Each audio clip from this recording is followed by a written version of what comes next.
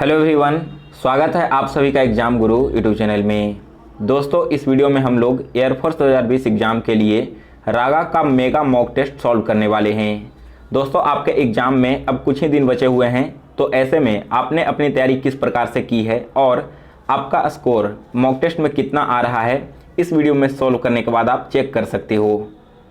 तो हमारे साथ अभी क्वेश्चन को सॉल्व करते चलिए। और आज का आपका कट ऑफ 25 नंबर का है।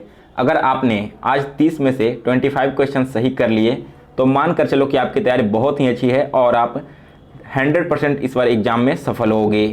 दोस्तों, इस मॉक टेस्ट का PDF मैंने टेलीग्राम ग्रुप में दे दिया है। टेलीग्राम ग्रुप का लिंक डिस्क्रिप्शन बॉक्स में मिल जाएगा, तो आप वहां से ज्वाइन करके इसे डाउनलोड कर लेना। और वीडियो स्टार्ट करने से पहले दोस्तों, एयरफोर्स 2020 एग्ज़ाम के लिए करेंट अफेयर्स का एक इम्पॉर्टेंट ई बुक तैयार किया गया है। इस ई बुक में वैसे सारे टॉपिक शामिल किए गए हैं जिनसे पिछले 3 साल से एयरफोर्स में क्वेश्चंस पूछे आ रहे हैं। तो अगर आपने अभी तक इस ई बुक को डाउनलोड नहीं किया है तो इसे डाउनलोड करने का लिंक डिस्क्रिप्शन बॉक्स में दिया गया है। आप एग्ज़ाम से पहले डाउनलोड करके एक बार इसे ज़रूर पढ़ लें। इस ई बुक का दाम केवल 25 रुपीज़ रखा गया है, जो कि काफ़ी कम है। तो एग्ज़ाम से पहले आप सभी कैंडिडेट्स इस ई बुक को एक बार ज़रूर पढ़ें। और चलिए दोस्तों, आज का मॉक टेस्ट स्टार्ट करते हैं। सो गाइज, देखिए आज का पहला क्वेश्चन है। इसमें से देखिए, जिस प्रकार से व्युत्पत्ति संबंधित है शब्द से, उसी प्रकार से इनमें से कौन सा एक मेल सही नहीं बनाया गया है। तो दोस्तों ध्यान देना, यहाँ पर व्युत्पत्ति से क्या होता है, शब्द का अध्ययन किया जाता है। उसी प्रकार से हम क्या करते हैं, मनोविज्ञान में मन का अध्ययन करते हैं, शरीर रचना विज्ञान में शरीर का अध्ययन करते हैं और पुरातत्व विज्ञान में पुरावशेष का अध्ययन करते हैं। लेकिन यहाँ पर जो सी ऑप्शन है, दर्शन में हम लोग क्या करते हैं, दर्शन शास्त्र का अध्ययन करते हैं, जो कि गलत यहाँ पर दिया गया है। सो ऑप्शन सी इस क्वेश्चन का करेक्ट आंसर है। आशा करता हूँ कि आपने इस क्वेश्चन को बिल्कुल अच्छे से सॉल्व किया होगा। तो चलिए अब आगे बढ़ते हैं अगले क्वेश्चन की ओर। देखिए, सेकंड क्वेश्चन में यहाँ पर आपको खाली स्थान को फिल करना है। तो दोस्तों देखिए, इस तरह के अगर आप क्वेश्चन एग्जाम में सॉल्व करोगे तो आपको सारे यहाँ पर जो खाली स्थान है ना, इन सभी को ध्यान नहीं देना है। ऐसे में आपका काफ़ी टाइम लग जाएगा। आप डायरेक्ट ऑप्शंस के थ्रू जाना, बहुत ही कम समय में इस तरह के क्वेश्चंस आप सॉल्व कर पाओगे। यहाँ पर ध्यान दो, DA के पहले खाली स्थान है ना, तो सबसे पहले देखो कि DA और कहाँ पर लिखा गया है। तो अगर आप लास्ट टर्म को देखोगे तो DA है और DA के पहले क्या है, B है और C है। यानी कि दोस्तों यहाँ पर जो खाली स्थान है इसमें क्या आना चाहिए, यहाँ पर B आना चाहिए ना, और B के पहले C ऑलरेडी दिया हुआ है। तो एक चीज़ तो क्लियर हो गया कि हमारा सेकंड वाले पोजीशन पर B फिल होगा। अब इसके बाद ध्यान देना, BCA, यहाँ पर ध्यान दोगे तो BC और यहाँ पर क्या होगा, A आएगा। यानी कि सेकंड पोजीशन पर B और लास्ट टर्म में A आना चाहिए। तो सबसे पहले आपको ऐसा ऑप्शन फाइंड करना है जिसमें सेकंड टर्म में B हो और लास्ट में A हो। अगर आप ऑप्शन को देखोगे तो 2 ऑप्शंस ऐसे हैं, ऑप्शन B और D, जिसमें सेकंड टर्म B है। लेकिन अगर आप लास्ट टर्म को ध्यान दोगे तो केवल एक ही ऐसा ऑप्शन है, जैसे ऑप्शन B, जिसमें लास्ट में भी A दिया गया है। तो आप सीधे आंख बंद करके ऑप्शन B को टिक आउट कर दे सकते हो। इसमें आपको ज़्यादा समय बर्बाद करने की ज़रूरत नहीं है। चलिए अगला क्वेश्चन अब देखिए, क्वेश्चन नंबर 23 है। यहाँ पर देखो, आपको क्वेश्चन मार्क की जगह पर बताना है कि कौन सा नंबर आएगा। तो देखिए दोस्तों, यहाँ पर सबसे पहले आप क्या करोगे, 0 कैसे आया। अगर आप 1 का क्यूब निकालते हो तो 1 का क्यूब आएगा 1, और 1 में से अगर आप 1 माइनस कर दो तो 0 हो जाता है। उसी प्रकार से देखो, सेकंड टर्म लिखा गया 2 का क्यूब करके, तो 2 का क्यूब हो जाएगा 8, और 8 में से फिर से 1 माइनस करो तो यह 7 आ रहा है, जो कि सेकंड पोजीशन पर लिखा गया है। अब इसके बाद हमें 3 का क्यूब करना होगा। तो 3 का क्यूब क्या हो जाएगा, 3 का क्यूब होगा 27, और 27 में से 1 जब आप माइनस करोगे तो फिर से 26 आता है। यानी कि दोस्तों फर्स्ट टर्म में 1 का क्यूब करके -1 करो, सेकंड में 2 का क्यूब करके 1 माइनस, फिर 3 का क्यूब और फिर यहाँ पर 4 का क्यूब। तो अब जो अगला टर्म आएगा इसमें हमें सबसे पहले तो 5 का क्यूब करना होगा। तो 5 का क्यूब हो जाएगा 125, और 125 में से 1 माइनस करो तो यह आएगा 124। यानी कि D ऑप्शन इस क्वेश्चन का करेक्ट आंसर है। नेक्स्ट क्वेश्चन अब देखिए, क्वेश्चन नंबर 24 है। नए शब्द बनाने के लिए निम्नलिखित शब्दों के बाद में कौन सा एकल अक्षर लगाया जा सकता है। देखो 24 क्वेश्चन में क्या कहा है। यहाँ पर कहा गया है कि देखो 4-5 ऑप्शंस दिए गए हैं, हैट, बार, वेट, पिन और बात। इसके लास्ट में कोई एक ऐसा अल्फ़ाबेट ऐड कीजिए इन चारों ऑप्शंस में से जिससे कि ये पांचों क्या है, एक मीनिंगफुल वर्ड बन जाएं। तो अगर आप इन सभी में ई ऐड कर देते हो तो सबसे पहला क्या होगा, HATE, हेट मतलब घृणा करना। सेकंड ऑप्शन यहाँ पर आ जाएगा वेयर। नेक्स्ट आएगा बेट लगाना यानी कि शर्त लगाना। इसके बाद है पाइन और लास्ट वाला टर्म आ जाएगा बात। यानी कि दोस्तों यहाँ पर हमें क्या करना होगा, ई ऐड कर देना होगा। सो ऑप्शन बी इस क्वेश्चन का करेक्ट आंसर है। नेक्स्ट है क्वेश्चन नंबर 25। किसी कोड भाषा में फार्मर को इस प्रकार लिखा जाता है तो गैब्रियल को कैसे लिखेंगे। इस क्वेश्चन को अगर आप सॉल्व करना चाहोगे तो केवल ऑप्शन को देकर आप आंसर लगा दोगे। ध्यान देना यहाँ पर फार्मर में जो लास्ट वाला टर्म है ना, ई और आर, इसे कन्वर्ट करके क्या कर दिया गया है, इसे कर दिया गया RE, यानी कि हमें EL को कन्वर्ट करना होगा L और E में। तो अब देखो कि कौन सा ऐसा ऑप्शन है जिसके लास्ट में L और E लगा हुआ है। तो यह केवल ऑप्शन सी में है, यानी कि यही इस क्वेश्चन का करेक्ट आंसर है। दोस्तों आप लोग एग्जाम में क्वेश्चन को सॉल्व करने से पहले ऑप्शन को एक बार जरूर देखना, क्योंकि एयरफोर्स का एग्जाम जो है काफ़ी हार्ड नहीं होता है, इसका लेवल बहुत ही मीडियम लेवल का रहता है। लेकिन आपके पास टाइम इतना कम होता है, इसी टाइम में आपको सारे क्वेश्चन सॉल्व करने होते हैं। तो अगर आप इस तरह से डायरेक्ट ऑप्शंस के थ्रू सारे क्वेश्चंस को सॉल्व करोगे तो बहुत ही कम समय में आप पूरे क्वेश्चन को अटेम्प्ट कर पाओगे और आपका सिलेक्शन कंफर्म हो पाएगा। आज मैं आपको पूरे मॉक टेस्ट में इसी तरह से सारे क्वेश्चंस को सॉल्व करके दिखाऊंगा। जैसे देखो नेक्स्ट क्वेश्चन है 26। तो इसमें आपको बताना है कि इस क्वेश्चन मार्क की जगह पर कौन सा नंबर आएगा। तो देखो कैसे यहाँ पर आता है, 2 और 2 इन दोनों को मल्टीप्लाई करोगे तो बीच वाली संख्या निकल कर आएगी 4। उसी प्रकार से 3 और 3 मल्टीप्लाई करने पर 9 मिलेगा। 4 में 4 से मल्टीप्लाई करने पर 16 मिलता है। तो 8 में क्या मल्टीप्लाई करें कि हमें 64 मिली, इसके लिए हमें 8 से गुना करना होगा, यानी कि सी ऑप्शन इस क्वेश्चन का करेक्ट आंसर है। फिर से देखिए बिल्कुल सेम क्वेश्चन एक तरह का है। यहाँ पर आपको बताना है कि क्वेश्चन मार्क की जगह पर कौन सा नंबर आएगा। तो देखिए दोस्तों 27वें क्वेश्चन में देखिए, अगर आप 25 और 15 दोनों को ऐड करते हो तो हमें मिलेगा 40, और 40 को अगर 5 से डिवाइड कर दोगे तो 8 आएगा। उसी प्रकार से 45 और 15 को ऐड करो तो यह होगा 60, और 60 को अगर 5 से डिवाइड कर दोगे तो 12 आ जाएगा। बिल्कुल इसी तरह से दोस्तों 65 और 25 को ऐड करके 90 लिख दिया गया है, और अब 90 को 5 से डिवाइड कर दो तो यह आएगा 18, यानी कि क्वेश्चन मार्क की जगह पर ऑप्शन सी 18 आएगा। Next question number 28। सोहन अपने घर से पश्चिम की ओर 15 किलोमीटर चला, फिर बाएं मुड़कर 20 किलोमीटर चलता है। वह फिर से पूर्व में मुड़कर 25 किलोमीटर चला और अंत में बाएं मुड़कर 20 किलोमीटर चलता है, तो वह अपने घर से कितनी दूरी पर है। तो देखिए मान लो सोहन यहाँ से चलना प्रारंभ करता है, तो सबसे पहले वो क्या हुआ, पश्चिम डायरेक्शन में 15 किलोमीटर चलता है। इसके बाद लेफ्ट साइड में मुड़ जाता है और 20 किलोमीटर और चलता है। अब 20 किलोमीटर चलने के बाद यहाँ से फिर से वो पूर्व दिशा में मुड़ता है और 25 किलोमीटर की दूरी तय करता है, और लास्ट में फिर से बाईं ओर मुड़कर 20 किलोमीटर और चलता है। तो बताइए कि वह अपने प्रारंभिक स्थान से कितनी दूरी पर है। उसने चलना यहाँ से प्रारंभ किया था और पहुँच गया है यहाँ, तो इन दोनों के बीच का हमें डिस्टेंस फाइंड करना होगा। तो देखो 20 किलोमीटर इधर भी चला और 20 किलोमीटर इधर भी, यानी कि वो जिस लाइन से स्टार्ट किया था उसी लाइन के सामने में आ चुका है। तो इस लाइन में इतनी दूर की दूरी 15 किलोमीटर है और पूरे लाइन की दूरी 25 किलोमीटर है। तो बीच का जो बचा हुआ स्पेस है वो कितना होगा, 25 में से 15 को घटा दो, यानी कि 10 किलोमीटर। सो बी ऑप्शन इस क्वेश्चन का करेक्ट आंसर है। Next question number 29। यहाँ पर आपको सोडा वाटर, मिनरल वाटर और लिक्विड इन तीनों का वेन डायग्राम बनाना है।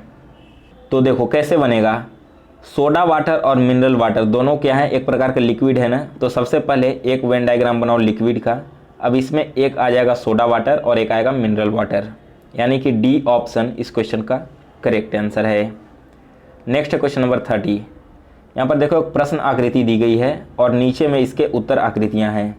इसमें आपको बताना है, यहाँ ध्यान देना, लास्ट वाले यानी कि इस साइड जो स्पेस बचा हुआ है इसमें इनमें से कौन सा फिगर आएगा। तो यहाँ पर क्या होगा दोस्तों, सबसे पहले तो एक इस प्रकार का फिगर बनेगा ना। यहाँ पर देखो हम थोड़ा जूम कर देते हैं। सबसे पहले इसे यहाँ से मिलाने के लिए एक फिगर इस प्रकार का चाहिए, और ये जो राउंड सर्कल बना हुआ है यह बनाने के लिए क्या होगा, एक और इधर से फिगर जोड़ना होगा, तब यह राउंड सर्कल होगा। यानी कि आपका जो आंसर फिगर होगा वो कुछ इस प्रकार का होगा। तो आइए देखते हैं यहाँ पर। ऑप्शन जो डी है वो बिल्कुल इसी प्रकार का फिगर बना रहा है। सो यही इस क्वेश्चन का करेक्ट आंसर है। नेक्स्ट क्वेश्चन है 31। इसमें भी आपको बताना है कि इस खाली स्थान की जगह पर इनमें से कौन सा फिगर आएगा। तो देखिए इसमें कैसे आएगा, एक बॉक्स बना लेते हैं। सबसे पहले इसमें क्रॉस इस प्रकार का बना हुआ होगा। अब जो इसके अंदर का जो सर्कल है वो किस प्रकार का ड्रा होगा, ध्यान दीजिए। 2 सर्कल यहाँ पर बनेंगे नीचे के डायरेक्शन में इस तरह सटे हुए, और 2 इसके ऊपर वाले कोने में बनेंगे। इसी तरह का कुछ फिगर बनेगा ना, यानी कि सी ऑप्शन इस क्वेश्चन का करेक्ट आंसर है। एक बात यहाँ पर ध्यान दीजिए दोस्तों, इस तरह के जो फिगर वाले क्वेश्चंस हैं ये लगभग 4 से 5 क्वेश्चंस आपके एग्जाम में पूछे जाएंगे। तो आप परीक्षा से पहले एक बार इन सारे क्वेश्चंस को बिल्कुल अच्छे से रिवीजन कर लेना। अगर आप यहाँ पर गलती करते हो तो आपका सिलेक्शन होने के चांसेस बहुत कम हो जाएंगे, आपके अच्छे खासे मार्क्स यहाँ पर डिडक्ट हो सकते हैं। नेक्स्ट देखिए, इसमें आपको बताना है कि इस फिगर में कौन सी आकृति छुपी हुई है। इनमें से जो नीचे 4 ऑप्शन दिए गए हैं इनमें से कौन सी आकृति इस फिगर में छुपी हुई है। तो देखो यहाँ पर जो बी ऑप्शन है ना, यह इसमें छिपा हुआ है। कहाँ पर है वो ध्यान देना। यहाँ देखो इस फिगर को अगर आप ध्यान से देखोगे, इसे मैं ऊपर से फिर से ड्रॉ कर देता हूँ, कुछ इसी प्रकार का फिगर बन रहा है नया। सो ऑप्शन बी इस क्वेश्चन का करेक्ट आंसर है। नेक्स्ट क्वेश्चन है देखिए 33 नंबर, मैथ्स का क्वेश्चन है। मिश्रित चाय के 2 मिश्रणों में दार्जिलिंग और असम चाय के अनुपात 4:7 और 2:5 है। इन दोनों मिश्रणों को किस अनुपात में मिलाया जाए कि दार्जिलिंग और असम चाय का अनुपात नए मिश्रण में 6:13 हो जाए। ध्यान देना दोस्तों, इस क्वेश्चन को कैसे सॉल्व करना है। पहला जो मिश्रण है चाय का, इसमें 4 है दार्जिलिंग और 7 है असम। दूसरे मिश्रण में 2 दार्जिलिंग चाय है और 5 असम चाय है। इन दोनों को मिला के एक नया मिश्रण बनाना है जिसमें 6 दार्जिलिंग वाले चाय हों और 13 असम वाले चाय हों। तो मान लो दोस्तों कि दोनों ही प्रकार की जो चाय हैं उसे मिलाया गया है X:1 में। ठीक है, यहाँ पर मान लेना X:1 में। तो कैसे हम लोग इसे लिखेंगे वो ध्यान देना। फर्स्ट वाला जो चाय है इसमें टोटल दार्जिलिंग का चाय कितना है, 4x है, और टोटल चाय की अथी क्या है, टोटल चाय की संख्या 11 है। आप 4 और 7 दोनों रेशियो को मिला दोगे तो 11 आएगा। प्लस सेकेंड वाला जो चाय का मिश्रण है 2:5, इसमें दार्जिलिंग की चाय 2 है और टोटल चाय 7 है। 2 + 5 7 हो जाएगा। ठीक है, यह हो गया आपका पहला। और दूसरा रेशियो यहाँ पर क्या होगा, दूसरे रेशियो में 4:7 है ना, यानी कि 7 यहाँ पर क्या है, 7 जो है वो है असम की चाय और टोटल चाय 11 है। प्लस सेकंड वाला रेशियो यानी कि 2:5 में 5 है असम की चाय और टोटल चाय 7 है। इन दोनों का जो रेशियो है वो आना चाहिए 6/13। आपके एग्जाम में यहाँ पर क्वेश्चन में इसी तरह से पूछा गया है। यहाँ तक आप लोगों को बिल्कुल अच्छे से समझ में आ रही है। अब देखो 4x/11 + 2/7 को आप सॉल्व कर लो और 7x/11 + 5/7 को आप लोग सॉल्व कर लो। यहाँ पर मैं आपसे माफ़ी चाहूँगा क्योंकि स्क्रीन छोटा है तो मैं आपको पूरा सॉल्यूशन नहीं करवा सकता। इन दोनों रेशियो को आप जैसे ही सॉल्व करोगे तो यहाँ से सॉल्व करने पर आपको मिलेगा 70x = 44। आप चाहो तो यहाँ पर वीडियो को रोक करके इसे सॉल्व कर सकते हो, फिर से आगे देखना। तो 70x का वैल्यू अगर 44 है, दैट मीन्स x का वैल्यू क्या होगा 44/70, और इसे आप सॉल्व करोगे तो यह हो जाएगा 22/35। ठीक है, यहाँ पर मैंने आपको क्या बताया था कि चाय मिलाया गया है X:1 में, तो X:1 का वैल्यू क्या है 22:35 आ गया ना यहाँ पर। यही इस क्वेश्चन का करेक्ट आंसर है। नेक्स्ट है क्वेश्चन नंबर 34। 20 संख्याओं का औसत 35 आता है। बाद में यह पता चलता है कि औसत निकालते समय एक संख्या 85 को गलती से 45 पढ़ा गया था, तो सही औसत क्या होगा। तो देखिए दोस्तों, सबसे पहले तो 20 संख्याओं का औसत 35 है ना, यानी कि 20 संख्या का टोटल सम क्या होगा 20 × 35 होगा, दैट मीन्स कि 700। टोटल यहाँ पर हमने सम निकाल लिया, 700 आ रहा है। अब क्या कहा गया है कि 85 को गलती से 45 पढ़ लिया गया था, यानी कि 700 में हमें 40 और ऐड करना होगा ना। ऐड करना था 85, लेकिन हमने 45 ही ऐड किया था, तो 40 एक्स्ट्रा जो बचा उसे भी ऐड कर दो, तो टोटल सम हो जाएगा 740। अब नया एवरेज आपसे पूछ रहा है। सम हमने निकाल लिया 740, टोटल संख्या 20 है, इसे डिवाइड कर दो तो नया एवरेज आ जाएगा 37, यानी कि डी ऑप्शन इस क्वेश्चन का करेक्ट आंसर है। Next question number 35। एक आदमी 40 में 3 की दर से कुछ संतरे खरीदता है और उतनी ही मात्रा में कुछ संतरे 60 रुपये में 5 की दर से खरीदता है। यदि वह सभी संतरे 50 में 3 की दर से बेचता है तो उसे प्राप्त होने वाले लाभ अथवा हानि का प्रतिशत ज्ञात कीजिए। क्या कहा गया कि 40 रुपया में 3 रुपये प्रति संतरे की दर से वो कुछ संतरा खरीदा और 60 रुपया में 5 रुपये प्रति संतरे की दर से बिल्कुल उतने ही मात्रा में और संतरा खरीदता है। अब अगर दोनों संतरा को मिलाकर वो 50 रुपये में 3 रुपये प्रति संतरा की दर से बेचता है तो उसे कितना लाभ या हानि होगा आपको बताना है। तो देखिए दोस्तों, सबसे पहले हम क्या करेंगे, 40 रुपया में 3 रुपये प्रति संतरे की दर से खरीदा जा रहा है ना, तो एक संतरे का औसत लागत मूल्य हमें निकालना होगा। तो कैसे निकालेंगे, 40 रुपया टोटल दाम है और 3 रुपये प्रति संतरा खरीदा जा रहा है। इसके बाद दूसरा संतरा कैसे खरीदा जा रहा है, 60 रुपया में 5 की दर से, यानी कि दूसरा जो संतरा होगा उसका औसत होगा 60/5। इन दोनों को ऐड कर दो और हमें यहाँ पर औसत निकालना है, यानी कि एवरेज निकालना है, और 2 तरह के संतरे हैं तो 2 से डिवाइड कर देना होगा। अब इसे आप यहाँ पर सॉल्व करोगे तो क्या होगा, टोटल सॉल्व करने के बाद इसका वैल्यू आएगा 38/3। ठीक है, अब नेक्स्ट देखना, यहाँ पर ध्यान रखो इसको, जो कॉस्ट प्राइस हमारा है वो निकल कर आ गया है 38/3। अब क्या कहा जा रहा है कि 50 रुपये में 3 रुपये की दर से बेच देता है, यानी कि हमें सेलिंग प्राइस भी फाइंड करना होगा ना। तो सेलिंग प्राइस क्या हो जाएगा, 50/3 हो जाएगा। 50 रुपये टोटल हैं और 3 की दर से खरीदा जा रहा है। तो हमसे पूछा गया कि लाभ या हानि बताइए। कॉस्ट प्राइस हमारा 38/3 है और सेलिंग प्राइस है 50/3। तो यहाँ पर हम क्या करेंगे, सबसे पहले हम निकाल लेंगे कि हमें कितने का लाभ हुआ या फिर कितने का हानि हुआ है। तो देखो, इसे सॉल्व करोगे तो यहाँ आएगा 12/3 यानी कि 4। जो टोटल यहाँ पर हमें लाभ या हानि निकल कर आ रहा है वो क्या आ रहा है, लाभ आ रहा है 4 रुपये का। सेलिंग प्राइस हमारा 50/3 था और कॉस्ट प्राइस 38/3, तो हमने यहाँ से लाभ निकाल लिया। हमें फाइंड करना है लाभ प्रतिशत। तो प्रॉफिट परसेंट का फॉर्मूला होता है दोस्तों, profit into 100 divided by cost price. तो प्रॉफिट हमारा कितने का है, 4 रुपये का है। 100 से हमने डिवाइड कर दिया और हमें यहाँ पर क्या करना होगा, 100 से हमने मल्टीप्लाई कर दिया और डिवाइड करना होगा इसके कॉस्ट प्राइस से। तो कॉस्ट प्राइस इसका हो जाएगा टोटल यहाँ पर 38/3।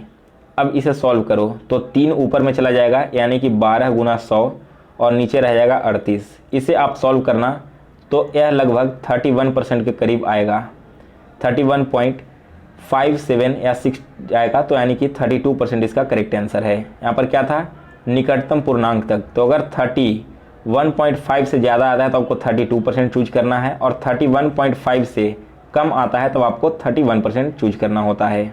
इस बात का आप लोग एग्जाम में ध्यान रखिएगा। नेक्स्ट क्वेश्चन देखिए, अब क्वेश्चन नंबर 36 है। राम ने 2 घोड़े समान कीमत पर बेचे, एक में उसे 10% का लाभ हुआ और दूसरे में 10% की हानि हुई, तो राम को कुल क्या हुआ। 2 घोड़ा बेचा, एक पर 10% का लाभ हो रहा है और दूसरे पर 10% का हानि। तो बताइए कि राम को कितने प्रतिशत का लाभ या फिर हानि हुआ है। तो देखो, इसका फॉर्मूला सिंपल है, x into by plus x into y divided by 100, जिसमें x है लाभ और y है हानि। तो हम यहाँ पर क्या लिखेंगे, x सबसे पहले लाभ है तो 10 और हानि है यानी कि -10 हो जाएगा। यहाँ पर साइन का आप लोग बिल्कुल ध्यान रखिएगा, नहीं तो आपका क्वेश्चन गलत हो जाएगा। उसके बाद क्या है, पहला x का वैल्यू है 10 और दूसरा x का वैल्यू है -10, डिवाइड कर देंगे हम लोग 100 से। तो अब इसे जब आप काटोगे तो 10 से 10 तो ऐसे ही कट जाएगा, एक माइनस में और एक प्लस में है। तो ऊपर में क्या बचा, -100 डिवाइडेड बाई 100। तो -100 को 100 से डिवाइड करो तो यह कटेगा -1 में। अब यहाँ पर वैल्यू माइनस में आ रहा है, यानी कि दोस्तों 1% का हानि हो रहा है। सो डी ऑप्शन इस क्वेश्चन का करेक्ट आंसर है। नेक्स्ट है क्वेश्चन नंबर 37। मान ले कि x एक लघुत्तम संख्या है जिसे अब 2000 में जोड़ा जाए तो परिणामी संख्या 12, 16, 18 और 21 से विभाज्य हो जाता है। तो x के अंकों का योग क्या है। x एक सबसे छोटी संख्या है जिसे 2000 में अगर हम जोड़ देते हैं, मान लो हमने संख्या बनाया 2000 + x, तो यह जो संख्या है वो 12, 16, 18 और 21 इन चारों नंबर से डिवाइड होना चाहिए। तो डिवाइड होने के लिए सबसे पहले हमें क्या करना होगा, इन चारों नंबर का एलसीएम फाइंड करना होगा। तो 12, 16, 18 और 21 इन चारों का जब आप एलसीएम निकालोगे तो यह आएगा 1008। ठीक है, अब देखो जोड़ना है 2000 में ना, 1000 तो आपका देखो 2000 से काफ़ी कम आ रहा है, तो 1008 को हम क्या करेंगे, डबल करके देखते हैं।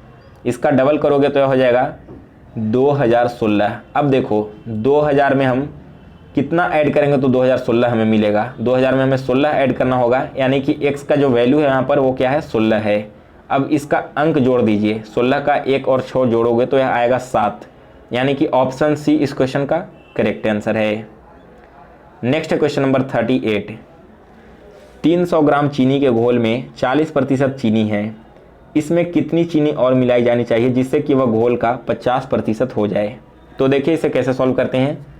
300 ग्राम टोटल चीनी है, इसमें 40% चीनी है, तो सबसे पहले हमें चीनी का मात्रा फाइंड कर लेना होगा। 100 से 300 कटेगा 3 बार में, और 3 में 40 से गुना करोगे तो यह होगा 120। यानी कि दोस्तों टोटल चीनी है 300 ग्राम, जिसमें से टोटल घोल है 300 ग्राम, जिसमें से 120 ग्राम चीनी है। अब कहा जा रहा है कि इसमें चीनी और कितना हम मिला दें जिससे कि यह घोल का 50% यानी कि आधा हो जाए। तो अगर आप ऑप्शन के थ्रू जाओगे, सारे ऑप्शंस को रख के देखोगे तो देखो, अगर आप डी ऑप्शन को देखते हो तो 80 ग्राम है। अगर आप 300 में 80 ग्राम ऐड करोगे तो यह हो जाएगा 380 ग्राम टोटल घोल, और यह हो जाएगा 200 ग्राम चीनी का, क्योंकि 80 ग्राम चीनी ऐड कर रहे हैं। तो देखो 380 का 200 आधा नहीं आता है ना, यानी कि यह ऑप्शन आपका नहीं होगा। इसके बाद हम लोग क्या करेंगे, फिर से ऐड करके देखते हैं second option, that is option C. 60 gram हमें यहाँ ऐड करना होगा ना। 60 ग्राम जब आप ऐड करोगे तो टोटल घोल कितना हो जाएगा 360 ग्राम का, और 60 ग्राम चीनी ऐड हुआ है, यानी कि चीनी भी यहाँ 120 से बढ़कर हो जाएगा 180। अब आप देखो तो 360 का सीधे आधा हो रहा है ना 180, यानी कि ऑप्शन सी इस क्वेश्चन का करेक्ट आंसर है। Next question number 39। ए और बी एक कार्य को क्रमशः 30 और 36 दिन में कर सकते हैं। वे दोनों एक साथ कार्य करना आरंभ करते हैं, किंतु कुछ दिन बाद एक कार्य छोड़ देता है और बी शेष कार्य को 25 दिन में पूरा करता है। तो ए ने कितने दिन बाद कार्य को छोड़ा था। तो देखिए यहाँ पर ए और बी दोनों मिलकर 30 और 36 दिन में किसी कार्य को कंप्लीट कर लेते हैं। तो सबसे पहले हमें क्या करना होगा, बी ने 25 दिनों में पूरा काम किया, जो छोड़ने के बाद ए के बी ने 25 दिन में काम को पूरा कर लिया है, यानी कि बी के द्वारा किया गया कार्य कितना है 36 दिन में टोटल काम करता है, लेकिन 25 दिन में बाकी काम कंप्लीट किया है, यानी कि उतने दिन में उसने 25/36 टोटल काम कर लिया है। अब देखो ए और बी, यहाँ पर तो केवल बी ने 25/36 काम किया ना, ए और बी मिलकर शुरू में दोनों ने कितना काम किया था, तो टोटल काम एक है, एक में से 25/36 काम घटा दो, जो लास्ट में काम हुआ था उसको घटा दो, तो यहाँ से निकल कर चला आएगा 11/36, यानी कि ए और बी दोनों ने मिलकर शुरू में 11/36 टोटल कार्य किया है। ठीक है, अब ध्यान देना 11/36 काम ए और बी ने दोनों एक साथ मिलकर कर लिया। हमें फाइंड क्या करना है कि ए ने कितने दिन बाद कार्य को छोड़ा था। तो हमें यहाँ पर क्या करना होगा, इसे डिवाइड कर देना होगा, दोनों मिलकर कितने दिन में कार्य को कंप्लीट करते हैं उससे। तो दोनों मिलकर कितने दिन में करेंगे, 1/30 प्लस 1/36 दिन में करेंगे। ए 30 दिन में और बी 36 दिन में करता है, इसलिए इसे सॉल्व करो यहाँ पर। तो 11/36 और 1/30 और 1/36 इन दोनों को सॉल्व करोगे तो यह आएगा यहाँ पर 11/180। तो 11/180 यहाँ पर कैसे लिखा जाएगा, ऊपर चला जाएगा 180 और नीचे 11 आ जाएगा। इसे काटोगे तो 11 से 11 कटेगा और 36 से 180 कटेगा 5 बार में, यानी कि दोस्तों ए ने टोटल 5 दिन काम करने के बाद इसे छोड़ दिया था। सो ऑप्शन ए इस क्वेश्चन का करेक्ट आंसर है। देखो इस क्वेश्चन को एक और तरीका से आप सॉल्व कर सकते हो। ए एक काम को 30 दिन में और बी एक काम को 36 दिन में कर रहा है। तो सबसे पहले हमें फाइंड करना होगा कि टोटल काम कितना यूनिट करना है। इसके लिए हमें 30 और 36 का एलसीएम निकालना है। तो यह एलसीएम निकल कर चला आएगा 180, यानी कि दोस्तों टोटल 180 यूनिट काम है जो कि ए और बी को मिलकर पूरा करना है। तो ए अगर 180 यूनिट काम 30 दिन में करता है, यानी कि एक दिन में टोटल 6 यूनिट काम कर रहा है, और बी एक दिन में 5 यूनिट काम कर रहा है। ठीक है, इतना क्लियर हो गया है। अब लास्ट वाले लाइन पर आना कि बी बचा हुआ काम 25 दिनों में कंप्लीट करता है, यानी कि जो बी है वो लास्ट के 25 दिनों में क्या किया होगा, 125 यूनिट काम को कंप्लीट किया होगा। तो जो बचा हुआ कार्य है यहाँ पर 180 में से 125 को घटाओगे जो आएगा 55। यह 55 काम शुरू में ए और बी दोनों ने मिलकर किया होगा ना, तब ना बचा हुआ 125 काम यहाँ पर बी बाद में करता है। तो देखो ए एक दिन में 6 यूनिट काम, बी एक दिन में 5 यूनिट काम, यानी कि दोनों मिलकर एक दिन में 11 यूनिट काम कंप्लीट कर ले रहे हैं। टोटल काम उन्होंने कंप्लीट किया था 55 यूनिट, यानी कि 5 दिन लगे होंगे ना उन्हें टोटल काम को कंप्लीट करने में। सो आप दोनों में से किसी भी तरीके से इस क्वेश्चन को सॉल्व कर सकते हो। अब देखो अगला क्वेश्चन है 41, कंगारू किस देश का राष्ट्रीय चिन्ह है? यह राष्ट्रीय चिन्ह है दोस्तों ऑस्ट्रेलिया का, यानी कि ऑप्शन ए इस क्वेश्चन का करेक्ट आंसर है। नेक्स्ट 42 क्वेश्चन, महाभारत के रचयिता कौन हैं? करेक्ट आंसर है वेद व्यास। 43 क्वेश्चन है, भारत के प्रथम फील्ड मार्शल कौन थे? मोस्ट इंपॉर्टेंट क्वेश्चन है एयरफोर्स के एग्जाम के लिए। भारत के पहले फील्ड मार्शल थे दोस्तों SHJ मानेकशॉ, यानी कि ऑप्शन बी इस क्वेश्चन का करेक्ट आंसर है। 44 क्वेश्चन है, भारत की प्रथम महिला मुख्यमंत्री निम्नलिखित में से कौन थी? भारत की पहली महिला मुख्यमंत्री बनी थी सुचेता कृपलानी, यानी कि ऑप्शन सी इस क्वेश्चन का करेक्ट आंसर है। 45 क्वेश्चन है, भारतीय सिनेमा के क्षेत्र में उल्लेखनीय योगदान हेतु दिए जाने वाला पुरस्कार कौन सा है? यह पुरस्कार दिया जाता है दादा साहेब फाल्के को, यानी कि ऑप्शन सी इस क्वेश्चन का करेक्ट आंसर है। 46 क्वेश्चन है, सूर्य ग्रहण की स्थिति तब होती है जब? तो दोस्तों सूर्य ग्रहण तब लगता है जब चंद्रमा सूर्य और पृथ्वी के बीच में आ जाए, यानी कि ऑप्शन बी इस क्वेश्चन का करेक्ट आंसर है। 47 क्वेश्चन है, भारत में डाक सूचकांक में कुल कितने अंक होते हैं? तो इसमें दोस्तों टोटल 6 अंक होते हैं, यानी कि बी ऑप्शन इस क्वेश्चन का करेक्ट आंसर है। जैसे देखो मान लो एक पिन कोड है 80 44 22, तो इसमें टोटल कितने अंक हैं? 2 2 4 और 6, टोटल 6 अंक का पिन कोड होता है। नेक्स्ट क्वेश्चन नंबर 48, निम्नलिखित में से किस शहर में भूमिगत रेल सेवा है? यह रेल सेवा है दोस्तों दिल्ली और कलकत्ता में, यानी कि सी ऑप्शन इस क्वेश्चन का करेक्ट आंसर है। 49 क्वेश्चन है, इनमें से किसे लाल ग्रह के नाम से जाना जाता है? करेक्ट आंसर है मंगल ग्रह को। और लास्ट क्वेश्चन है 50 नंबर, ओटावा की राजधानी कहाँ की राजधानी है? ओटावा राजधानी है दोस्तों कनाडा की, यानी कि ऑप्शन ए इस क्वेश्चन का करेक्ट आंसर है। सो गाइज आज का मॉक टेस्ट समाप्त हुआ। तो आप सभी लोग कमेंट करके बताइए कि आज आपने 30 में से टोटल कितने क्वेश्चन सही किए हैं। और अगर आपको वीडियो पसंद आई हो तो इसे लाइक और शेयर करें।